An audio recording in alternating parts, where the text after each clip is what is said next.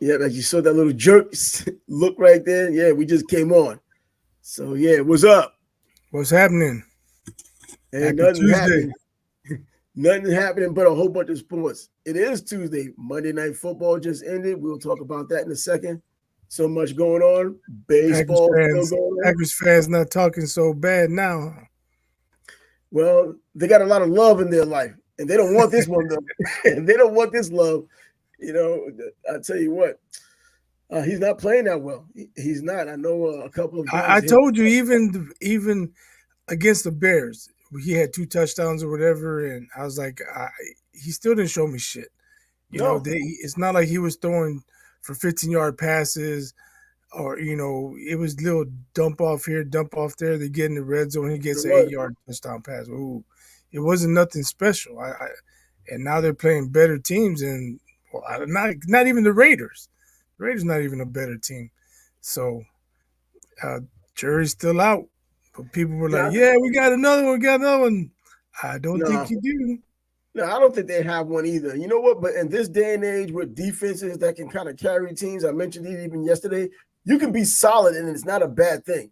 You don't have to be a superstar quarterback anymore. You can become a superstar quarterback against people like Patrick Mahomes. He teases people and he spoils people into thinking that you need a superstar quarterback. He just ultra talented and he wins Super Bowls because of it, plural. Tom Brady was before he was Tom Brady, he was just Tom that was picked late in the draft and didn't get the opportunity until he got his opportunity. And he made it in vogue to win Super Bowls and be Tom Brady the way we know him today. But Jordan Love, he's up against it anyway. You're talking about nearly 25, nearly 25 years or so between Brett Favre and Aaron Rodgers, a whole lot of quarterbacks, about 30 years worth of Hall of Fame play. And then he comes in, it's not that he's not that good. He's not as good as they would like for him to be. He could be an average quarterback or just a smidgen above that, but it's not those two that have been the two previous quarterbacks. And so he's going to have his issues. And as you mentioned, also, I watched those games he played in where you can see the dinks and dunks. And if you just looked at the stat sheet, you're like kind of impressed. A lot of touchdowns or a decent amount of touchdowns, some good yards. But the longest pass is 5 yards, and guys are making big plays. Yeah. I lost my train of thought. Oh, something before that last comment. What Well, was I gonna say? Huh? it's all about the love, though, in Green Bay. Jordan Love. And they're playing against the Raiders. And we know the Raiders aren't that great this year. In fact, they might not even be good. Garoppolo is not playing well. I don't think he is. The numbers that they probably would have expected from him, you could have gotten the same thing from Derek Carr or Derek Carr. And Derek Carr is not. He's actually playing better down in New Orleans when he's healthy. But right now, Garoppolo's not playing as well as they probably thought. They can just give up on Derek Carr, let him leave, and they can just fill in the void. They did win the game yesterday, but against this team with a deficient quarterback at the moment. In his third season, it's not like he's played those games, all those seasons. It's just that what we see right now, the progress is coming very slowly. We've seen quarterbacks in the past sit on the bench, ultimately come in, and then pick it up from there. He hasn't even done that much yet. So I remembered while you were talking, I heard earlier today someone referred to him as a rookie. It's like he hasn't played a whole lot. So this is pretty much his rookie season. Bullshit. He sat behind one of the best in the league, Yeah, and one in the of his generation. Hall of Fame that's true. talent. Famer. He is no rookie. You know what? They want to kill Justin Fields, and Justin Fields deserved it. But come on now, 3 picks, Jordan Love, and you want to give him a pass? Man, get out of here, man. But You need to he kill didn't. him. You need to kill him the same way. Same But way. in his defense, he wasn't out there learning on the job. He was sitting there holding the clipboard like a lot of quarterbacks did in the past. Steve Young held the Who was clipboard. Justin Fields learning from? Justin Fields won't learn from anybody. They threw him in the Thank you. fire. That's why he Thank was you. picked early, though. They picked Thank him you. that early because he was going to be thrown into the fire. He had all of that ability they expected to translate. That wasn't the Hopefully, plan. the He last he two didn't he games. didn't start his rookie season. He No, he he didn't sat start this behind. season, but what did he have to learn from? That was Mitch Trubisky there, right? When he was there? No, Mitch. They had gotten rid of Mitch. Who was it, man? Oh my gosh, it was one of them lifetime backup guys. He started Journeyman forever, like a he Vince Evans he kind of he player. started like the first 6 games. He was terrible. They're like, screw it, let's put in Justin. But he didn't have the benefit of having a Hall of Fame No, he mentor. didn't have anyone to watch. So why rip Justin Fields? And I said he deserved it. He played like crap. He turned the ball over. But we're gonna give Jordan Love a pass. Oh, he's Oh no, basically a rookie. he's No, not he ain't getting a no fucking pass. rookie. He's not getting a pass. It's just that he didn't really start playing Now until this season. He finally started the season this season. This is his first game where there's real ownership on the season. So if he does well or doesn't do But I well at said, all, look how Dak got ripped for his 3 interceptions Sunday. Jordan Love had 3 interceptions last night. They're not coming at him the same way. well, Green Bay is a historical team, just like the Cowboys are America's team. I just think it's a different story because Jordan Love hasn't played a long time, and this is his first time really having the reins of the team. And whereas Dak Prescott, he's been At in least forever. Dak can say he went against one of the top 2 or 3 defenses in the No, he league, if didn't. not He played the against another top bad best. team. Jordan Love played against the Raiders. The Raiders. And I don't think Jordan Love is that good right now. And at the very best, I think he's going to probably be average. I don't see anything special about him. I mean, he's better than Zach Wilson, but I don't see anything really special about him. I see him as being probably an average player. If not, decent would be even better than average if he became that. But right now, he needs to get. You know what? I'm sure he's better than he was last night, or he will be better than he was last night. I'm just saying, let's keep the same energy. Yeah, I can understand that. That's all I'm saying.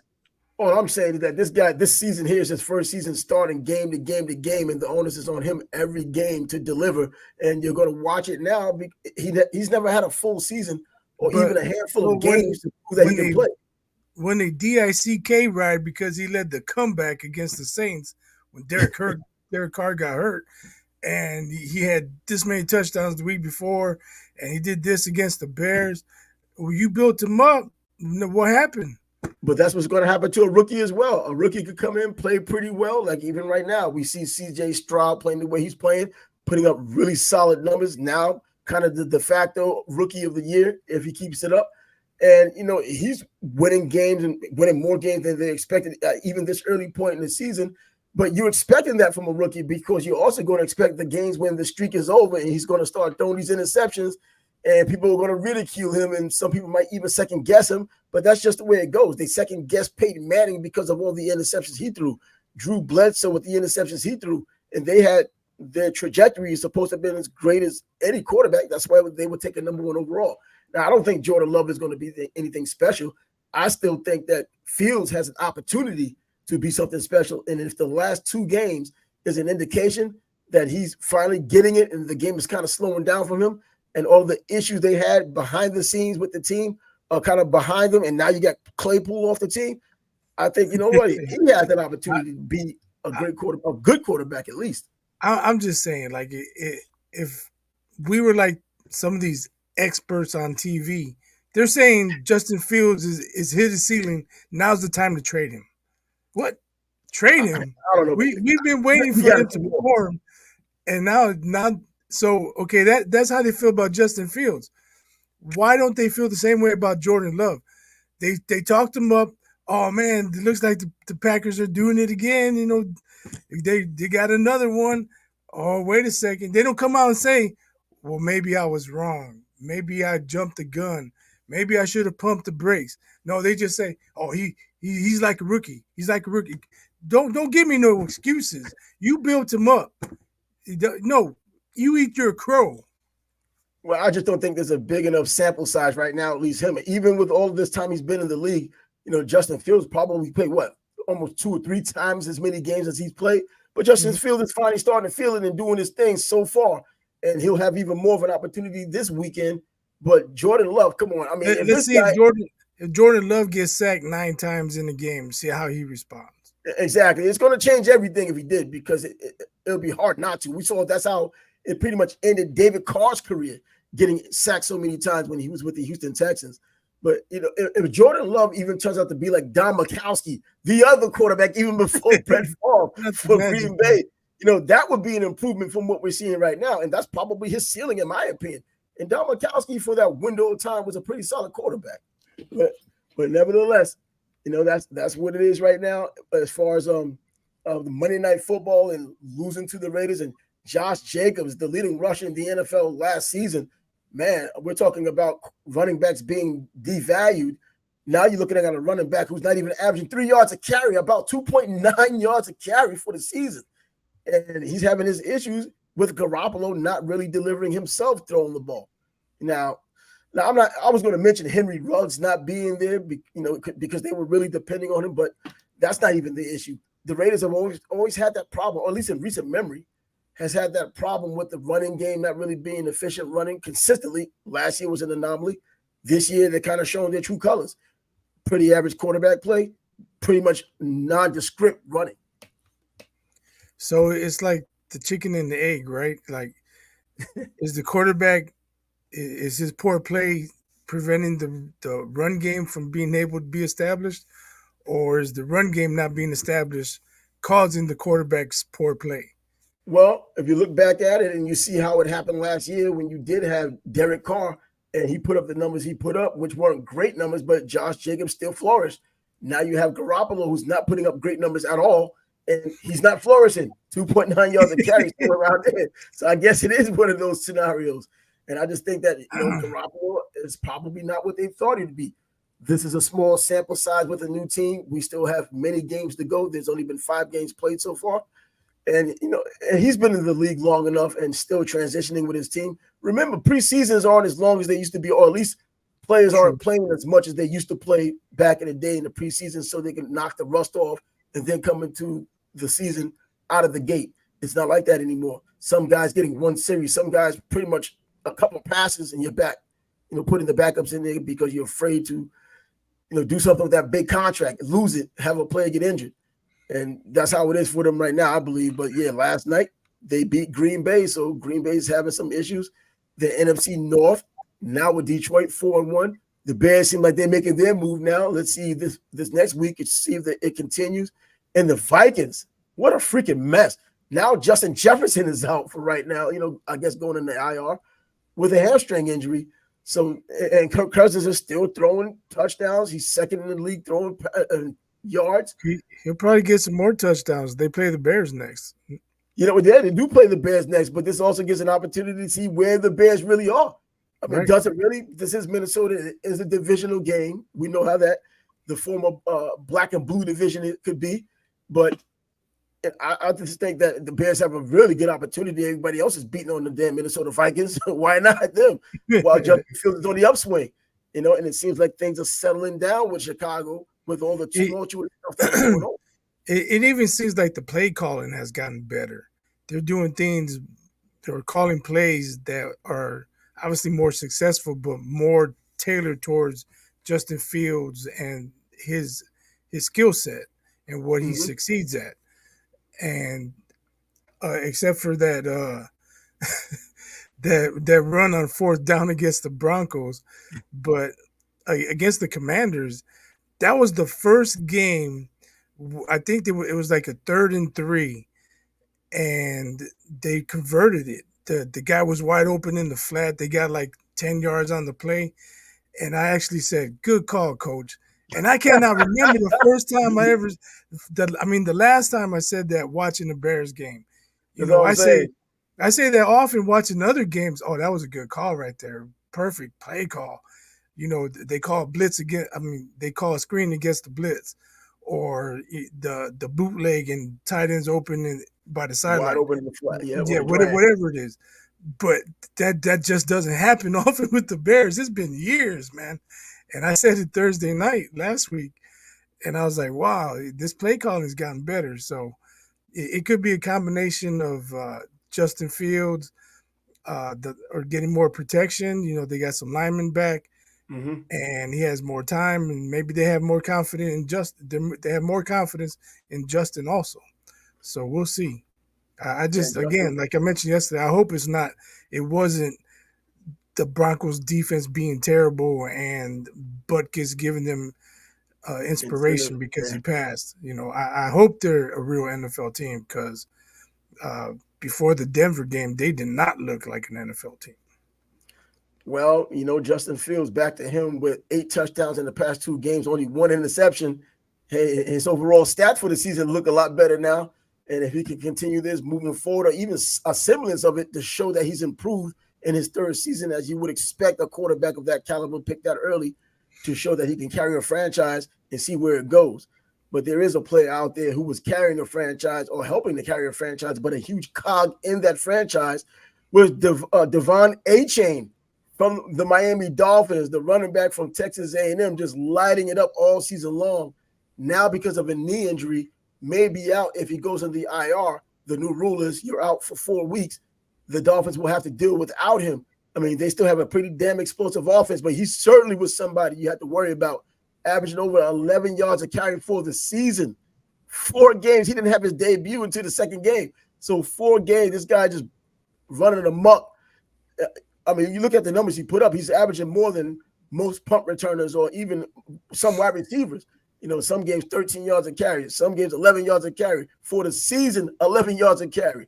This guy's hitting the first down every time he decides to touch the ball. Now, he may be out for 4 weeks. And because of that, C.J. Stroud, who I mentioned earlier, Houston, Texas, 177 passes without an interception. Not only a rookie record, but an NFL record. And now he's probably the de facto rookie of the year. Even if he throws a few picks out there, you expect that from a rookie. But I think he's ahead of Bijan Robinson as well. I think the big thing about C.J. Stroud is not that he's just not throwing interceptions. He has the Texans competitive.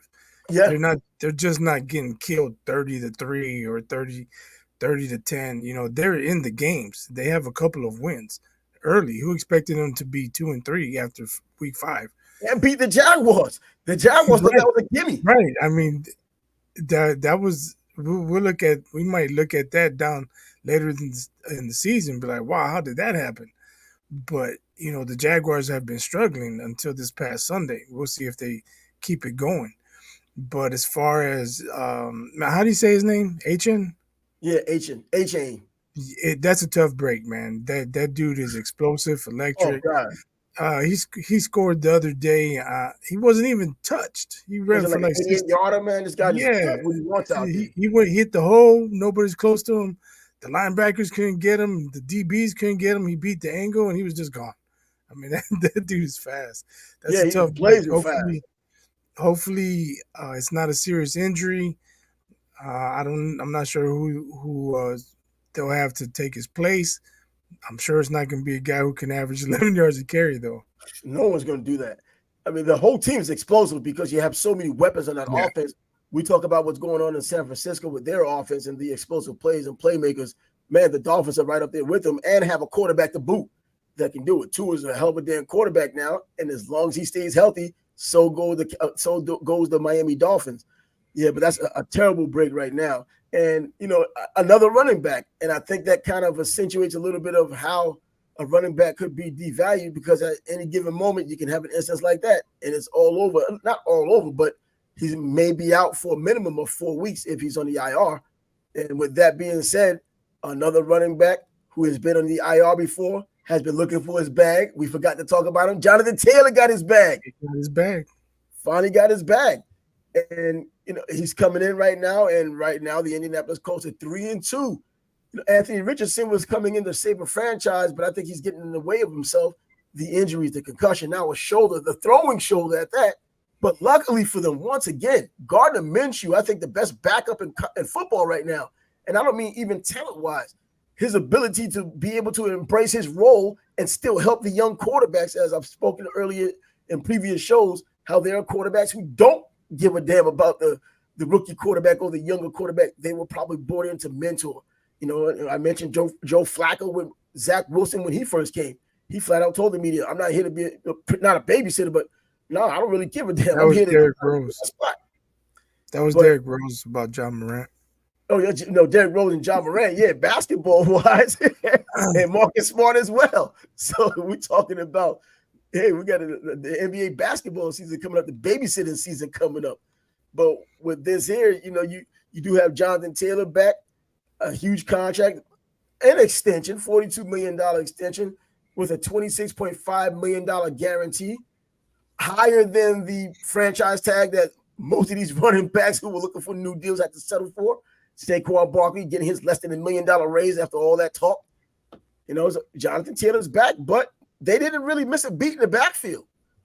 I mean, when you look at Zack Moss, go ahead. I mean, when you look at what Zack Moss has done, at least in 2 games out of the 4 games he's played in, or 5 games he's played in, I mean, he had 165 yards in one game, the previous game, and 122 early in the season. Got 3 touchdowns, caught out of the backfield for another touchdown. When Jonathan Taylor was healthy, it makes you wonder why they gave him the bag. Like, that's what I'm thinking. They seem to be getting along well without him, right? I think it's probably really probably a little PC in the mix because of the way things kind of went when it arrived during the off season. The comments made by Irsay. Irsay making these comments about him. No one's going to pretty much saying no one's going to care if you or I are out there anymore. They're going to continue to go. The NFL's been around for all these years. When we're not around, it's going to go, and no one's going to even remember us. And, there was a lot of bad blood there. I don't know how it's playing out in Indianapolis because I'm sure they have a better pulse on what's going on. But, yeah, that doesn't just go away. So I think a little bit more, a few more dollars to kind of like tell you I'm kind of sorry for embarrassing you and all that, making it seem like you're not as valuable as you are. But according to the numbers and according to the number that matters the most, the franchise tag, which takes the 5 top running back salaries and that's become the average of that becomes your salary for that position for that year as a franchise player, shows that you aren't. Since 2015, the only one that hasn't gone up. Even punters and kickers have gone up. Running backs pretty much have been stagnant. Yeah, I mean, looking at the first 5 weeks of the NFL, it's been kind of strange. You mentioned the Colts are 3-2. The Jaguars are expected to do a lot, and they were struggling for the first few weeks, even lost to the Texans. CJ Stroud's playing like a veteran. It's just a strange first month of the season, man. And then you look at it from the injury front, where everyone was looking for, even people who aren't Jets fans, looking for Aaron Rodgers to play. We see what happens with him. He's talking about coming back for a playoff run. Shoot, we got to get to the playoffs first.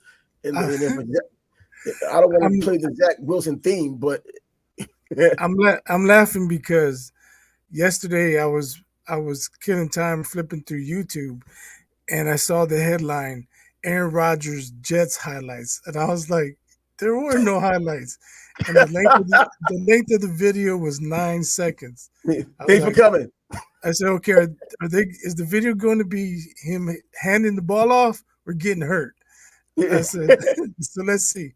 And it showed him handing the ball off, and they said, thanks for watching. I mean, it was like, it was.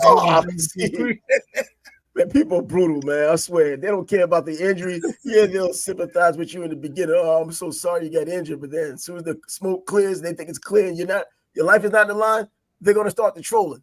No chill, man. No chill. And how about we were talking about yesterday how the Dallas Cowboys were absolutely brutalized by the 49ers, the team that we've picked to go to the Super Bowl if they continue this, and even more so, 42-10. And, Parsons just doesn't know how to shut up. But Deebo Samuels starts trolling the Cowboys saying, hey, the rematch may be worse. 42-10, right. Man. Well, with 70 points getting dropped this season, it probably could get worse. Micah Parsons talking about it's personal now. Now, who was it when they're running up and down the field on Which you? Quarter wasn't it personal? Right. It wasn't personal then. They bounced you out the playoffs. It wasn't personal then. But now because he wore a T-shirt, now it's personal. And yeah, you'll probably have to see him again, but I don't expect a different result. No, I'm with Debo. It could be worse. Yeah, and Jerry Jones is lying about Dak leading the Cowboys. I believe he can lead us to a Super Bowl. You've been saying this for a while. Tony Romo couldn't even do it, and Dak is not as good as Tony Romo.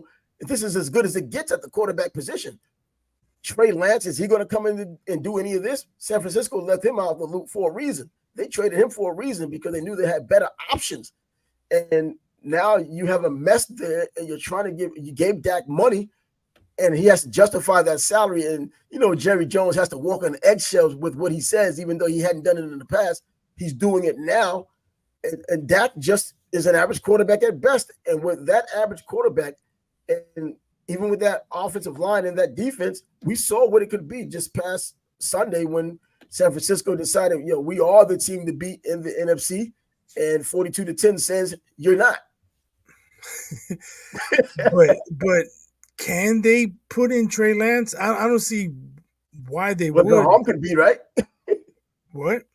What the harm could be? What harm could there be putting in Trey Lance the way Dak has been playing? Maybe when he gets his 10 interceptions, they'll just throw Trey Lance in. The harm could be they lose the rest of their games. I mean, Trey Lance, what has he done? Instead of Dak? I mean, Dak's not special, but if he takes care of the ball, I mean, he's going to beat, or they should be able to beat the average teams, right? The 500 teams. But they're going to struggle when they play the Eagles, the 49ers, probably the Chiefs, the better teams, Buffalo, Miami. If they play those guys, they're going to struggle because Dak won't be able to keep up offensively unless the defense gets points for them as well. But against other teams, the Giants, their own division, Saints, the division is sorry, man. I mean, the Giants are terrible. Yeah, Washington, they should win. He was the only one. They should win those games. They should have beat Arizona, but hey, who knows? Arizona used to be in the NFC East and now they're in the West. But I think they can play. If they put Trey Lance in, what does that say to the rest of the team? Does that kill Dak's confidence? And then if they lose 2 or 3 in a row with Trey Lance, or we got to go back to Dak? You don't want to do musical chairs like that with quarterbacks. But hey, I think Trey Lance. I don't know what to expect from him. I think they just got to ride or die with Dak. Like I said, he'll beat the average teams, but when it comes to beating the better teams, unless the defense plays out of its mind, they won't beat them. But that's better than losing. That's better than losing to the average teams and getting your head kicked in against the good teams. Well, super team, a super team like the 49ers, offensively and defensively, they're going to get their butts kicked. And if there's a rematch, they're going to get their butts kicked again. It's just a matter of naming the price or naming the score for that game. Dallas may be, because of the quarterback position, an average team now. They have weapons, but Dak Prescott is still not taking that next step. I don't even think superstardom of just being better. I think he might have regressed because of either with age and injury or what. I just don't know. I don't think the Cowboys are going to do much of anything as long as he's there. Now, do you give Trey Lance an opportunity? I mean, you brought him in for a reason. That should have caused a little bit of dissension because you brought in Trey Lance, who's a lot like Dak Prescott was, used to be running the ball. But we really don't know that because he hasn't done anything in San Francisco. He was always injured. So when he does get the ball, do the NFL even know enough about him, have enough video to even prepare for him? That's how often he's been injured. But, we'll have to wait until that time even comes. If he gets the opportunity in Dallas. But we can move on from that. And by the way, injury-wise, TJ Watt has a torn ligament in his finger. Obviously, he's not going to miss it. He's one of those tough Dick Buckus guys. He doesn't have to give a tribute to Dick. He just comes across as one of those tough guys that will play with torn ligaments in his finger. And he's 8 sacks already, man. 5 games. What's up with that guy? They'll tape it up to next to the other finger, and he'll be out there. Exactly. I'm not going to compare myself to him. I mean, I played receiver at one point, playing semi-pro ball. I broke my pinky on that Sunday. Still played in the game on that Friday. It was a scrimmage, though. We still played in the scrimmage. Just taped the pinky with the splint that I had on taped my ring finger to my pinky that had the splint on it. Caught the ball, and I did hit it. Get hit in the finger with it. And, I feel like pissing out some bones when I think the thing hurt so bad, man. But hey, you know what? It's possible. These guys getting paid to go out there and play like that. But anyways, yeah, man. But this 8 sacks, though, that's even more impressive, man. At 5 games into the season, the leader of last year's sack totals back again, harassing people again. He may have even more sacks this year. 8 right now. Yeah, he's on a torrid pace, man. Teams got to figure out how to block him. They've been figuring that out for a while now. They're kind of like his brother. When his brother was playing with the Texans, when he was at his best, we got to find someone to block him or some ones, guards, tackles, maybe a running back or a tight end or somebody. He's still getting in there. And so, I wanted to talk about the Jets for just a second, not just because they're my team, but because, they're looking to trade a player. And with everything going on in that Jets team, with Aaron Rodgers down and Zach Wilson still trying to find his way in year 3, they're looking to make a trade of a player who I thought would be a boost for this Jets team. Mecole Hardman, I remember watching him at Georgia, a very good wide receiver, excellent speed. I thought at the very least he'll do something on special teams, but now he hasn't done anything. So the Jets deactivated him. They actually took some players off activated other players. Wide receiver Gibson's one of them who ran the punt back, against the Buffalo Bills. So they're ready to trade him, and they're not going to get much for him. But man, I'm surprised by that. I know outside of Georgia fans or SEC fans, they don't know what's going on with him. But yeah, that's what it's looking like. That was going to be my question. Who would want him if he can't be active on Sunday? If he's a healthy scratch. Yeah, healthy scratch, yeah. But wasn't Claypool a healthy scratch as well? But Claypool has talent. Claypool got a talent. I mean, he just doesn't want to play. He's a head case, but he has talent. And the Bears found someone to fleece. And, hey, they don't have to deal with him anymore. And they got the win. I wouldn't say they fleeced him, though. They're just swapping a 7 for a 6.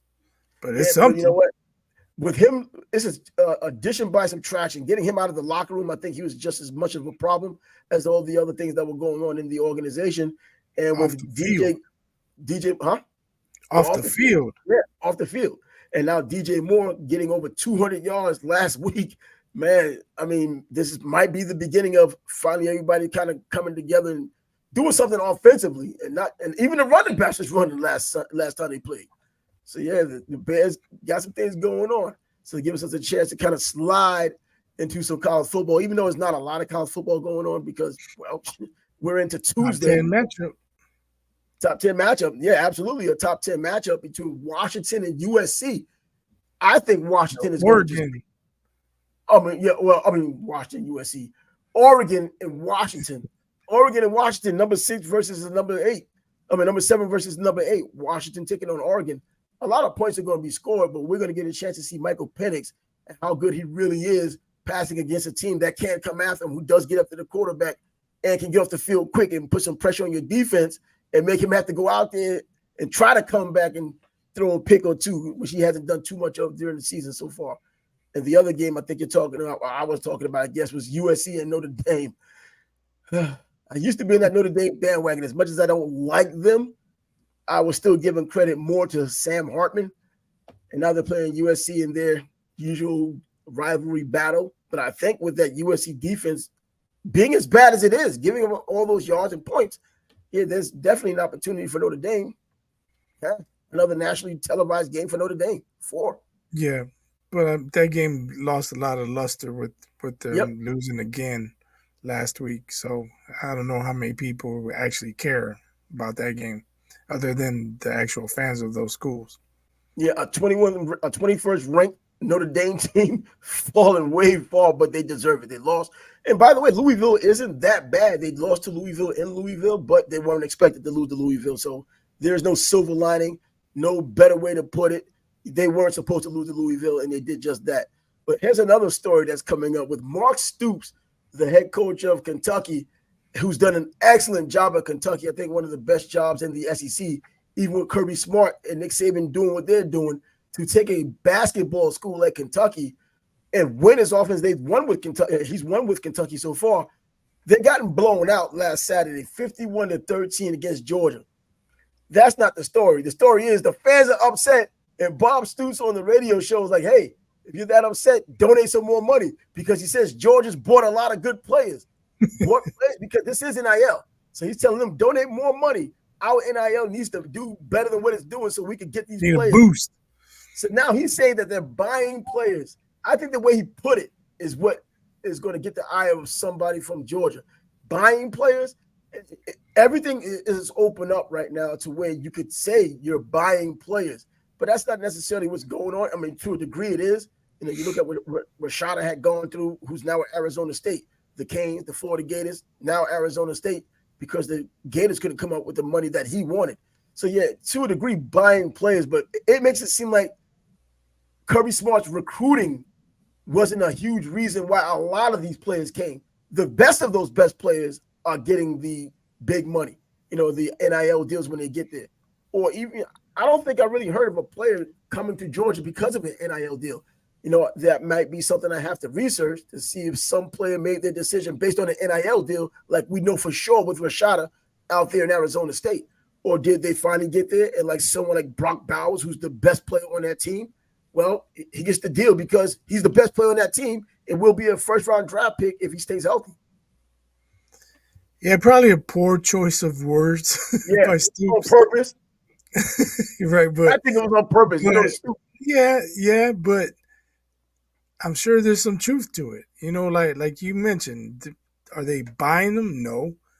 But is there money involved? Of course. Yeah. So, and I'm sure Stoops knows way more than you and I do. Oh, so. Absolutely. Yeah. He probably knew a whole bunch before NIL was a thing too, especially in the SEC. Yeah. Things get paid for. But was Arch Manning bought to Texas? I think if there was a bidding war, there are other people out there now. Texas probably, they do have the most money out of all the schools that are playing in Power 5 football. We're not talking about Harvard, who has more money than everybody, more money than God out there sometimes. But Texas didn't buy him. He chose to go to Texas, and it wasn't, I think, specifically for an NIL deal. He could have gotten a huge NIL deal no matter where he's going because of the name alone, and whoever decides to give him that money, marketing-wise, they want to be attached to that Manning name. So that would have been just as good in New Mexico as it would have been as right here in Texas, money-wise. Right, but he's probably a poor example to use because of that reason. Exactly. That's what I'm saying, but he wasn't bought. He came, chose to go there. He was going to get his opportunity. These other players, like but for all the players whose last name isn't Manning or isn't Sanders or whatever, you know what I mean? It's those players, and if Kentucky can't get 5 and 4 star players because Georgia, Alabama, Texas, and whoever's has more money, then he has a point. Yo, give us some more money so we can compete. I'm thinking it's more genuinely just out recruiting them as they've already done. I don't know why anybody want to go play football at Kentucky anyway, but I'm just saying. Well, it's a better football environment now that Stoops has been there, but I'm thinking that they've just been outright recruited anyway before NIL was a thing or before it became a legal thing because they had their own version of NIL for decades, I guess, under the table. But they were being just out recruited by. So he knows he has certain recruiting challenges being at a perennial basketball school. So he knows he needs money to compete.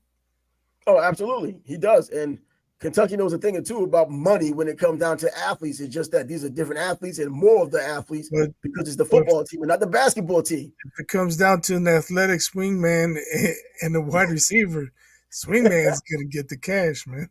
Somebody can get some cash in Kentucky, and if the football team continues to succeed as it has, or for some strange reason they ended up getting something close to a national championship, that money will come in. But I think right now, poor choice of words, as you said, I think it's more along the lines of still getting out-recruited. Money's just another reason to say it. But they've been getting out-recruited for years. I don't think anything's changed there. They're still going to pick Kirby Smart. They're still going to pick Nick Saban. And even right now, Brian Kelly with LSU, they'll pick him before they go to Kentucky. It's just flat-out recruiting. I don't even think it's a dollars and cents deal. But Georgia is winning. Look, Alabama didn't even have a lot of NIL deals last year. I think I spoke about that on a show that I was on before about how many people were getting the NIL deal. Less than $2 million in NIL money was going out for the entire team last year. And they still had their opportunity at a national championship. Georgia ended up winning, but they were still there with those top players they've recruited that didn't come in because of NIL, but ended up getting NIL once they had gotten it. And that includes Bryce Young, the Heisman House money. Yeah, it makes you wonder, why isn't SMU more successful? They're still scared after the death penalty. Yo, bro, I see everybody else doing it. Dust off the old playbooks, man. How do we get these players? Oh, this is our game. We created this, right? Well, they can go with Teslas now instead of those Datsun 280ZXs they were giving out back in the day when everyone seemed to have had one and those old condos that they had. But yeah, man, a lot going on that. And another thing I was going to talk about was Texas losing to Oklahoma, and all is not lost for Texas. They dropped in the ratings in a very close game, but they do have an opportunity in the Big 12 championships to be a one-loss team that can still run the table. If they could win that Big 12 championship game, if all things stay as they are, Oklahoma doesn't lose. They don't lose anymore. They have the rematch, and you win. Last year, we saw what happened last year in the Big 12 when TCU played against Kansas State. TCU lost, but still got the opportunity to go to the playoffs and lost big when it mattered most. But yeah, man, I think Texas still has their opportunity. And and when the rankings really start mattering, when they put all the numbers together, and then you look at the teams where they're ranked now. Alabama was number 3 now, then they went to number 11. I don't know what their most recent number is right now, but they're moving back up the charts, and it's looking better for Texas to have a win against them, and it kind of puts them in the fold. Right. If they do meet Oklahoma in the Big 12 championship and they beat Oklahoma, do both teams get into the playoffs? See, I was going to go with if Oklahoma's undefeated, obviously. You know what? The reason why I don't think that happens is because you have to be a conference winner, a conference champ. We remember that years back when Nebraska played Miami and Miami beat them back in 2000, and they weren't a conference champ, and everybody complained about it. Why you gotta bring up old stuff, man? Huh? Why you gotta bring up old stuff? Oh no, but I was using that as a comparison. They were talking. That's where the rule actually started from there, because they started complaining about how could a team that didn't win its own conference championship. Colorado had 2 losses though. Huh? That Colorado was whining. They had 2 losses. Yeah, they had 2 losses, but they ended up winning. They still won the conference championship.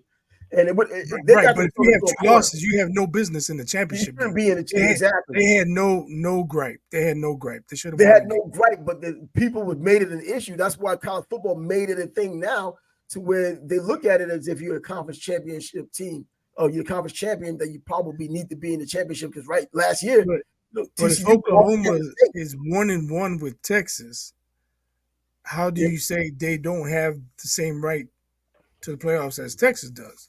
That's going to be something for them to figure it out, because if Texas and by the way, TCU did lose to Kansas State. Kansas State did win the conference championship because of it, but they still put TCU in the championship game or in the playoffs and allowed them to go to the championship game when the truth finally started hitting them upside the head, along with those Georgia Bulldogs. Yeah, but I'm thinking that if those two get together and both of them have 1 loss, and the loss for Oklahoma comes in a rematch to Texas with more on the line, the Red River rivalry is something. But at the end of the season, with everything on the line in a championship game and Texas wins, Texas has to go. You can consider Oklahoma depending on what everyone else around them is doing, and make a decision based on that. But I would take Texas, the conference champs, if it comes down to it, if those two have the same record. And that leads me to now Georgia. Not much to say with Georgia. They finally looked like a real defending champ this past week against that same Kentucky team that's crying about getting more money for NIL so they can compete. They're playing Vandy, no big deal. So the next couple of games for them aren't going to be that bad. They're playing Florida in the world's largest cocktail party here in Jacksonville. It went in 2 more weeks, I believe, or close to 3 weeks. But they're taking on Vanderbilt, a team they don't have anything to worry about. The past 3 games, they scored outscored at Vanderbilt 147-6. So Vanderbilt might get another either 2 field goals or a touchdown and miss the extra point for another 6 points. It's not going to be anything. So that was had to throw that little Georgia out there, because they are the number 1 team in the country and they deserve the respect. They have something said about them, even though I believe in a perfect world, Michigan needs to be the number 1 team in the country right now. But that'll work itself out ultimately. Now, baseball, we're back. The last time I checked, before we came on, the Astros were up against the Twins 6-0. I don't know what's happened since, but has anything happened? Have you checked it out? No, I haven't. I can check it out, though. Hold on. Yeah. So as you check it out, hey, the Astros, they had to do something, man. The way things are looking in a 5-game series, you go down 2-0. Score of the Astros game. You go down 2-0 at home.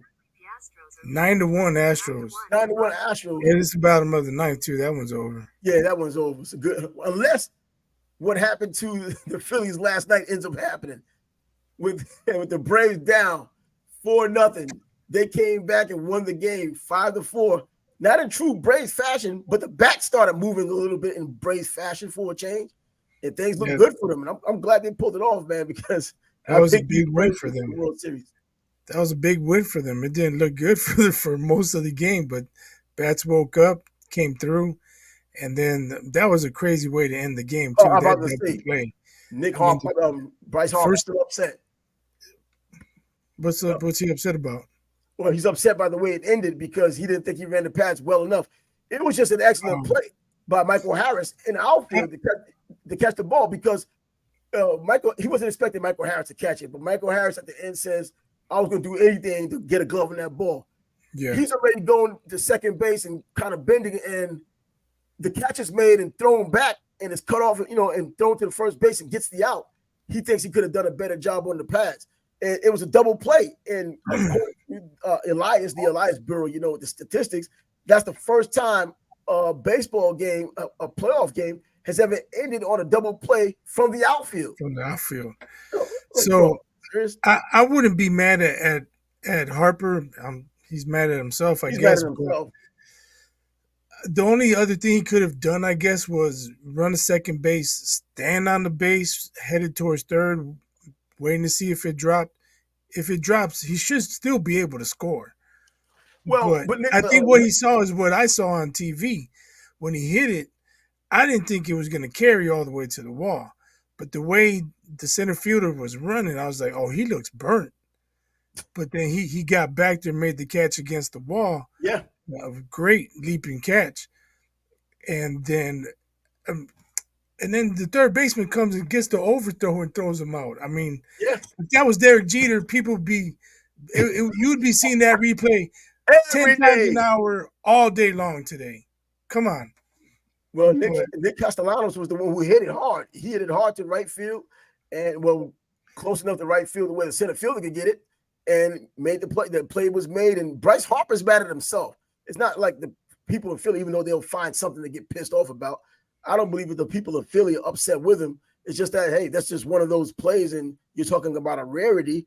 And now you look at it from Elias, at least, saying that that's the first time a double play coming from the outfield that's happened in the playoffs in the history of baseball. Well, you're talking about double rare. But let's say the ball pops out of his glove, but he does what I said. The only other thing he could have done was stand on second base. But the guy gets it, throws it in right away, and they hold him up. Now it's first and third, one out. He doesn't score. Next batter hits into a double play. He'd be mad about that. He's like, "Oh, I should have scored." And it's a win. I mean, it's a no-win situation for him. The dude made a great catch. You just got to tip your hat. Yeah, exactly. They opened you up. The third baseman saw the ball going by. He's like, "Oh, I better just come scoop this up and throw him out." And it was bang bang at first. And that's why you just got to give the Braves credit. The guy made a great catch. Third baseman comes over, gets the overthrow, throws him out. I mean, just tip your hat. But the type of competitor Bryce Harper is. I mean, not that he's more competitive than the next guy, but he's one of the most outspoken and visibly competitive guys in baseball. You're going to see it on his face when something's not going his way, or if he's trying too hard, or if things are going well. And it just happened to be when it mattered most, man, to have a team come back from 4-0 down and that winning. That's what he should be mad about. And that's what he should be mad at the whole team for that, allowing it to happen. But these are the Braves, and the bats woke up, and that matters. So, hey, back to the Braves, man. They win 5-4, and it's 1-1, but they still now have to go on the road. Yeah, but that last play, it was desperation. If if they allow the game to be tied, there's another runner on second, they take the lead, and they go to Philly down 2-0. Demoralized. Yeah, I mean that hurts. They played with desperation. They needed it. They got it. Now it's an even series going to Philly. And I'm looking at some of these gambling sites and how they speak about, and I've seen it in the past anyway, so it's not something that was brand new, about the sports that have the best opportunities with home court advantage or home field advantage, just being at home as a team. And baseball is down the list in terms of the home field advantage is not a huge deal like it would be in basketball when you can just get that adrenaline going and the crowd can really carry you, or football when the same thing could happen. Baseball and hockey, in fact, hockey was the last one where home ice don't really mean a damn thing. And I've seen it, man. The Florida freaking Panthers just beating teams that they shouldn't beat on the road. You're like, what the hell? The worst team beat the best team, and they've done it. You know what I mean? But I've seen that so often in hockey when teams that shouldn't be on the same ice with you are just, beating you on your home ice. But yeah, man. So Yeah, I going to think Philly does matter though. I think because of Philly fan. possibly, but I think whoever's on the mound, that's what matters most. And You can get they a get pitcher on the paired up? mound, it doesn't matter if they're in Florida, Georgia, Illinois, California. If that pitcher's on his game, they're not gonna hit him. And He could that's go true. 6, 7 strong, and then it'd be up to the bullpen. But no matter how crazy Philly fan is, and But they're it not takes gonna something. help him hit the ball. It really takes a pitcher who's really zoned in. There's a reason why someone like Clayton Kershaw has the outings he has in the playoffs. The playoffs add that extra sauce, man. He dominates everybody throughout the regular season, but then the playoffs come and it's like this guy needs to go down to AAA to get his game together. Batting practice. He needs to exactly just pitch some batting practice, throw some meatballs during the home run derby. Because sometimes what he's doing out there for his job during the playoffs is like the home run derby, like the last game they played. But yeah, man, that great game between those two. And then the Diamondbacks. What about the doggone Diamondbacks doubling up the Dodgers? Now they go to Los Angeles up 2-0, just having to win one game. Mookie Betts not happy about it. Freddie Freeman shouldn't be happy as well. These are the two guys that were supposed to push this Dodgers team, and along with Clayton Kershaw. But we know about him. Yeah, nobody expected that. But again, the division winners, they had to buy. They Yeah. haven't played in a week. The other teams, they were playing, and they didn't get out of rhythm. Hitting the baseball is the toughest thing to do in sports. I'm not even going So, to question that. I already know so if you have a week off, it's hard to get your timing back, the and timing. Yeah. it's showing that way in all of the series, just about. Yeah, but I thought in the second game, I thought the Dodgers was that good, that much better than the Diamondbacks. That by the second game, you can start showing signs. 2 runs isn't a sign. It's a sign that you might be leaving soon if you lose this last game. Go one more game going into Yeah, LA and but in front of the home crowd. Now, I would love to see the Dodgers lose because I like watching LA teams or California teams lose. But these still are the Diamondbacks, and it it's adds not even out. more. It's not out of the question that they could win 3 in a row either. Oh yeah, of course they can because they have the team to do it. But wow, a team in baseball that gets momentum, a whole brand new season because of the playoffs, like the NFL, the right team gets hot at the right time. And baseball is such an individual team sport to where you said a pitcher alone could set the tone and everybody else just follow suit. Right. They're going. I think it'll be huge for the Dodgers to score early, get a lead, right? But Mm-hmm. if they're playing from behind, man, that doubt starts to creep in. If that pitcher's mowing you down, it's the fifth inning, you're down 3-zip, 4-zip, man, that's trouble.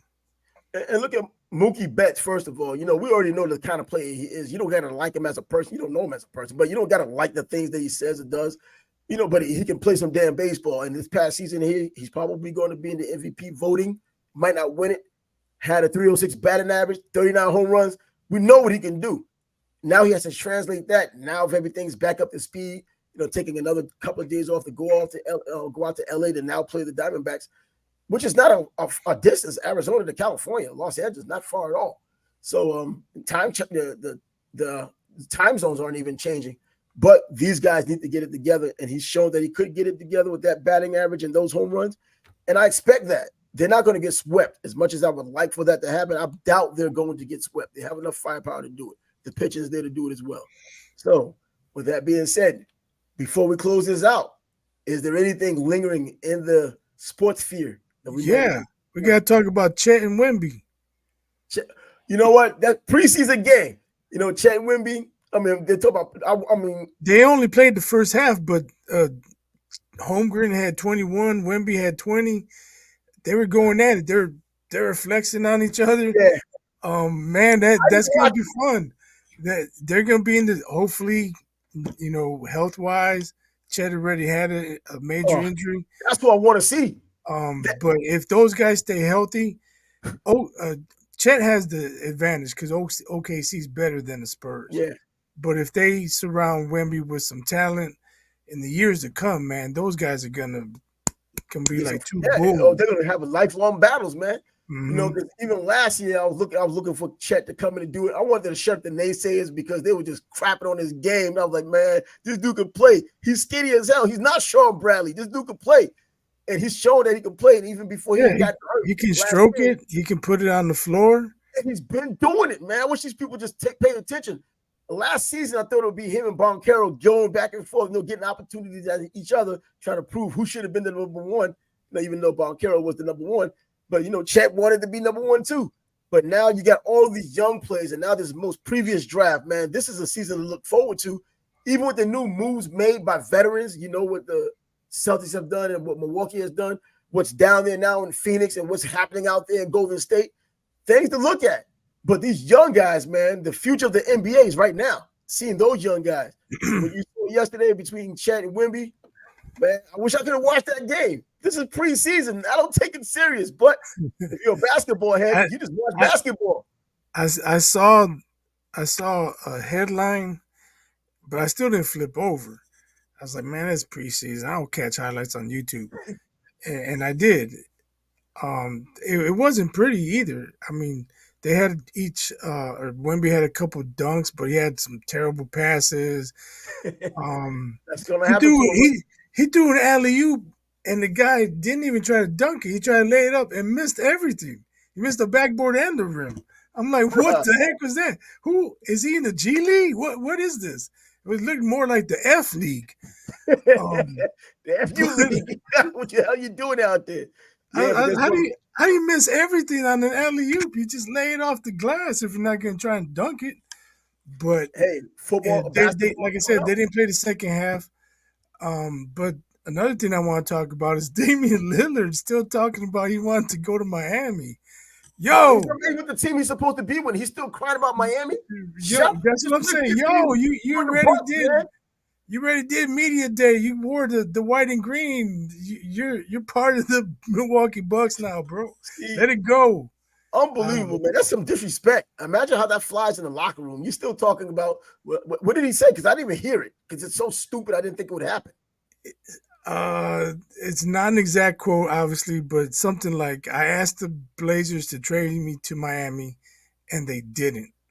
Something along those lines. We know you didn't get traded to Miami. Why do you got to say it? You went to Milwaukee, bro. You're a Bucks now. You're a Buck. Bro. I might have second thoughts about that Milwaukee team with this dude still talking that nonsense, man. You never know. It might be a head case that tanks it in Milwaukee. I don't see about, man, I really wanted to go to Miami anyway. When things don't go his way or they might lose in the playoff, man, I should have gone to Miami anyway. At least they went to the finals last year. Oh my God. I can't say what his mindset is, but I'm of the belief that once the ball's tipped and he's on the court, he's gonna go all out. That's what I'm thinking. And you know what?